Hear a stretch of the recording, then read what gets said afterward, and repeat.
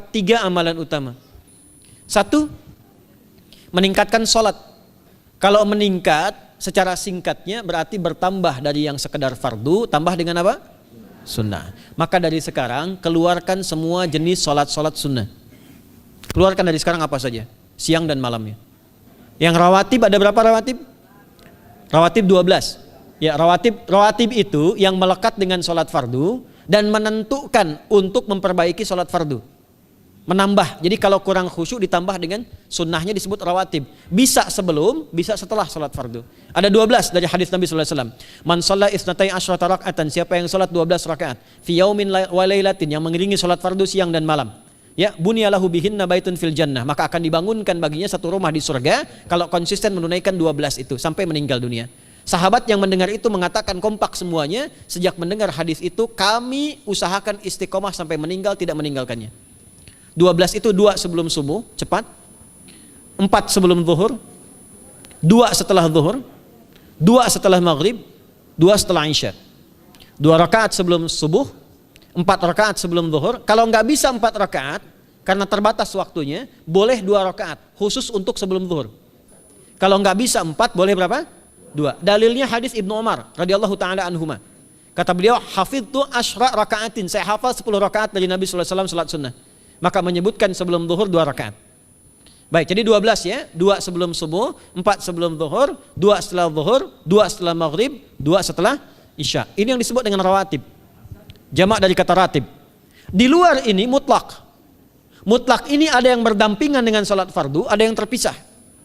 Contoh yang berdampingan, 4 rakaat sebelum asar. 4 rakaat ini bukan disebut rawatib, tapi salat mutlak. Cuma waktunya berdampingan dengan salat fardu. Jadi dia nggak memengaruhi salat fardu, cuma punya keutamaan sendiri. Apa keutamaannya? Hadis Ibnu Umar radhiyallahu taala anhuma, ketika beliau menyampaikan qala Nabi sallallahu alaihi wasallam rahimallahu ra'an shalla qabla al-asri arba'an. Allah akan menambahkan rahmat pada orang yang terbiasa salat 4 rakaat sunnah sebelum salat asar. Jelas ya? Baik. Kemudian apalagi setelah itu? Salat di antara 2 adzan dan 2 adzan ini, adzan dan iqamah. Ya, di antara adzan dan iqamah. Tahiyatul masjid. Apalagi misalnya salat duha. Duha dibagi 3. Awal duha itu kurang lebih 1,5 jam setelah salat subuh. Subuh sekarang misal 4:30, maka jam 6 muncul awal duha. Namanya syuruk. Saya ulang, salat apa namanya? Syuruk itu salat awal duha. Jumlah rakaatnya 2 rakaat. Man shalal ghadata fil jama'ati thumma yaq'udu yadhkurullah subhanahu wa ta'ala fa yusalli rak'ataini fakana alaihi ka ajri umratin wa hajjin, ya ka ajri ummatin wa hajjin tamatan. Siapa yang salat subuh 2 rakaat dengan berjamaah, ya, dan umumnya kalau berjamaah bisa ke masjid di masjid. Kalau tak mampu ke masjid, tunaikan di rumahnya. Setelah itu tidak beranjak dulu, dia duduk untuk berzikir kepada Allah. Zikir itu bisa baca Quran. Quran surah 15 ayat 9 itu Quran disebut dengan zikir. Quran surah 54 ayat 17, 22, 32, 40 itu Quran disebut dengan zikir. Bisa baca Quran, bisa berdoa. Doa disebut dengan zikir. Quran surah ke-7 ayat 205. Ya. Bisa dengan apa lagi? Bertafakkur, ya, mengaji, ta'lim, itu disebut dengan zikir. Ali Imran ayat 190 191. Alladzina yadhkurunallaha qiyaman wa qu'udan wa 'ala junubihim wa yatafakkaruna fi khalqis samawati wal ard, ya, disebut dengan zikir. Bisa bertasbih. Zikir pagi petang, kalimat-kalimat thayyibah, ada itu di Quran surah ke-4 ayat 103. Jadi habis salat subuh zikir dulu. Doa dulu, zikir dulu, belajar dulu, tafsir dulu. Setelah itu muncul syuruk. Perjalanannya disebut isyraq, melewati masyrik, 1 tombak bayangan, dia salat 2 rakaat, itu pahala salatnya senilai haji dan umrah. Sempurna. Bukan sudah haji, bukan. Mau kemana? Ibu mau haji dulu? Tidak. Ya, hajinya nanti bulan Dzulhijjah. Tapi senilai haji dan umrah itu 2 rakaat. Awal duha disebut apa? Syuruk. Pertengahan duha sekitar jam 9 jam 10. Jumlahnya 2 sampai 4 rakaat. Ya, 2 sampai 4 rakaat. Apa fungsinya? 1, mengganti seluruh zikir yang ada dalam tubuh kita. Mata berzikir, telinga berzikir, lisan berzikir, bisa diganti dengan 2 rakaat duha. Itu waktunya pertengahan duha. Kurang lebih dari jam 8, 9, 10 lah, kurang lebih 3 jam itu, ya.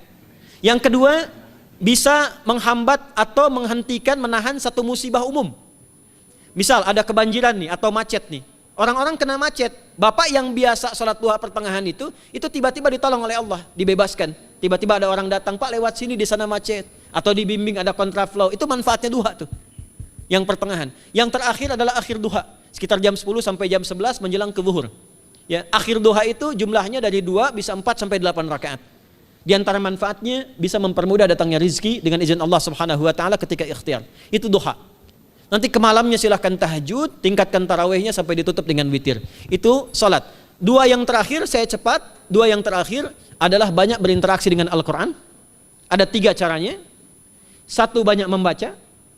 Itu namanya qiraah. Silahkan Bapak Ibu siapkan dari sekarang, targetnya khatam misalnya 1 kali, berapa juz? 30 juz. Kalau mau gampang bagi 30, berarti 1 hari berapa? 1 juz. Paling gampang lagi, supaya nggak capek ngajinya, supaya nggak capek, bagi 1 juz 5 waktu sholat. Contoh, juz pertama itu Al-Baqarah plus Al-Fatihah. Al-Fatihah saya nggak hitung lah karena sudah hafal ya. Al-Baqarah itu 141 ayat, juz pertama.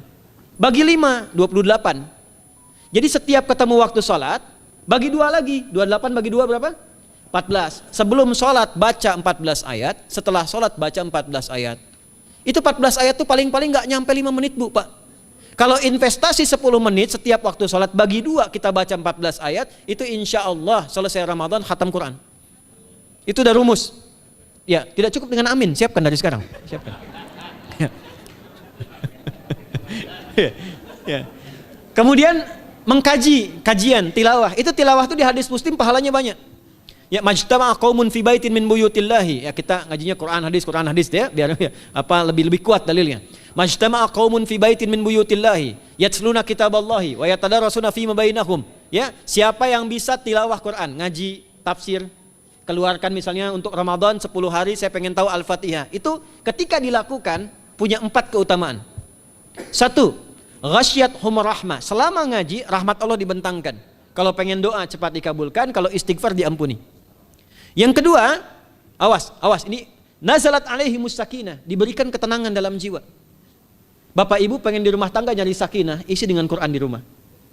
Amalan terakhir infak. Ya, hadisnya dari Ibnu Abbas, Ibnu Abbas radhiyallahu taala anhuma, qala, ya, beliau mengatakan kana Nabi sallallahu alaihi wasallam ajwadan nas wa ajwadu ma yakunu fi Ramadan. Adalah Nabi sallallahu alaihi wasallam itu orang yang sangat luar biasa dermawan dan lembut. Dan bertambah dermawan lagi ketika tiba Ramadan. Apa yang dilakukan Nabi? Mensupport sahabat, siapapun yang punya anggaran untuk infak, disiapkan sebelum Ramadan. Jangan berpikir banyak Bu. Yang penting ada anggaran, 30.000 nggak ada masalah. Setiap hari 1.000, tidak harus uang, makanan. Pernah dengar hadis ini nggak? Siapa yang memfasilitasi bukaan orang puasa, walaupun dengan sebiji kurma dan sehirup air, maka dia mendapatkan pahala seperti orang puasa itu tanpa dikurangi sedikit pun. Ada? Hadisnya sahih di At-Tirmidzi. Tapi bukan berarti nyari kurma ke Tanah Abang setiap hari 1. Terus minumnya 1 sedotan aja ganti-ganti. Ya, maksudnya apa? Yang paling minimal kita bisa keluarkan. Itu pahalanya 700 kali lipat dikali 10. Paling standar. 700 kali itu standar biasa di hari ini. Dalilnya Al-Baqarah ayat 261 yang dibacakan Adinda tadi kita itu. Ramadan kali 10 lagi. Maka dari itu disiapkan dari sekarang untuk infak. Kalau kami di desa itu, ibu saya selalu kalau Ramadan itu RT-nya setiap rumah. Ini untuk bukaan hari ini rumah A, rumah B, rumah C. Bukaan besok rumah A, rumah B, rumah C. Boleh tuh di PWM Pak dipraktikkan. Ya, misalnya anggota perserikatan siapa dikasih kesempatan. Mungkin nanti yang lain kurmanya, yang ini misalnya jeruknya, yang ini ininya. Setiap ada bukaan ya kirim ke yatimnya, ya kemudian ke pondok-pondok asuhan Muhammadiyah yang tadi disebutkan sekian ribu itu, cari pahala. Ya, saya kira itu yang bisa saya sampaikan sampai dengan batas waktu yang diberikan. Semoga bermanfaat dan semoga Allah Subhanahu wa taala memberikan kemuliaan kepada kita semua, kesehatan, dan saya yang terakhir saya ingin sampaikan doa penting. Tolong hafalkan doa ini. Dan ini doa yang diajarkan Nabi menjelang Ramadan. Supaya mendapatkan kesehatan, kekuatan, keselamatan untuk beribadah saat Ramadan. Hadisnya di At-Tirmidzi nomor hadis 3254. Qala, langsung saja qala Nabi sallallahu alaihi wasallam. Allahumma ahillahu alaina bil yumni wal iman was salamati wal islam. Rabbi wa rabbuka Allah. Nah, itu tolong nanti dihafalkan, tadi sudah direkam, dibimbing. Nanti ketika ditetapkan masuk awal Ramadan, bacakan itu.